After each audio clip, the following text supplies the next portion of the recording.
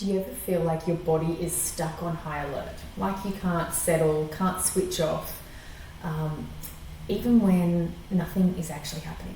Or maybe the opposite, heavy, flat, foggy, like you've disappeared into yourself a little. And if either of those feels familiar, then I want you to know that this isn't weakness and it isn't you being dramatic.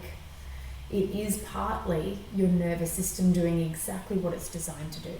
It's just doing it in a way that has become really hard to live with.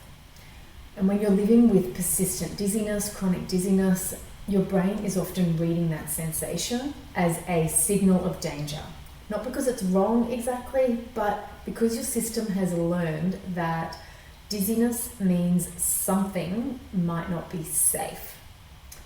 And when the brain senses danger, it stops resting. It shifts into survival mode. And in survival mode, your ability to think clearly, to reason, to calm yourself down, actually becomes less available to you. And this is why, when dizziness is at its worst, you can't just think your way into feeling better.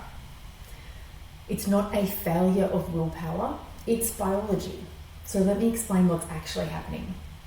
Your nervous system has 3 broad states it moves through. The first is what we might call the rest and digest, like a settled state. And this is when your system feels safe and you can think clearly, connect with people, notice things without immediately scanning for danger. And your balance systems can work more easily in this state because they're not competing with a survival response. Now, the second nervous system state is that fight or flight state. It's the on-edge state, okay? And your body is flooded with energy, heart rate up, breathing changes, everything feels urgent. And you might feel a desperate need to fix the dizziness, to escape the situation, to do something. And then the third state is the shutdown state. This is when the system goes the other way entirely. Heavy, foggy, flat, like the body has pulled the plug. And you might feel disconnected, unmotivated, hopeless, like you're watching your life from a distance. Now, these 3 states aren't random. Your system moves through them in a very predictable way. And when dizziness challenges your sense of safety, you move into on edge. And if that's that fight-flight state. If that on-edge state goes on long enough without resolution, then the system can drop all the way into that shutdown state. And it's not weakness, it's just your biology doing the only thing it knows how to do when it feels like it can't find its way back to safe. Now, here's the important part. The important thing to understand in all of this is that these states are not permanent. Your system is designed to move through them, in and out of them.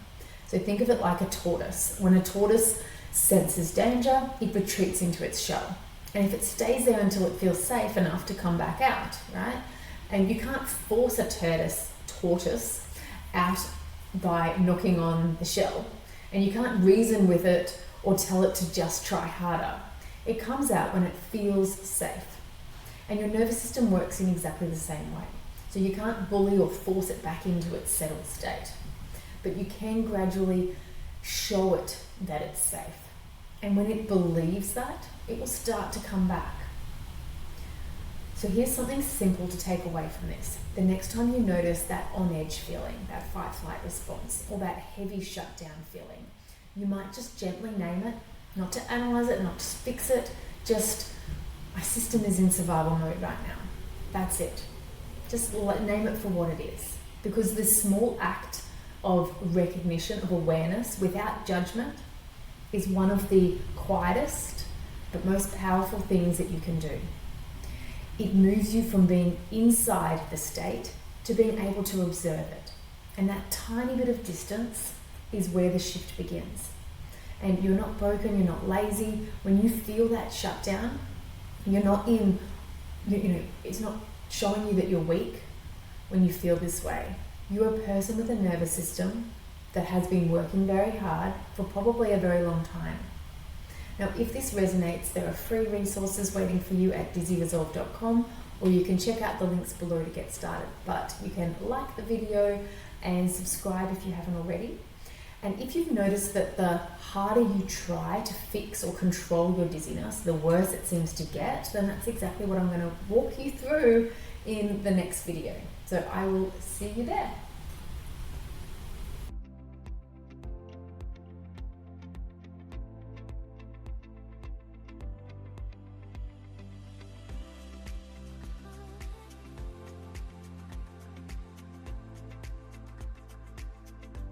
The information provided in this video is for general educational purposes only and is not intended as a substitute for professional medical advice, diagnosis or treatment.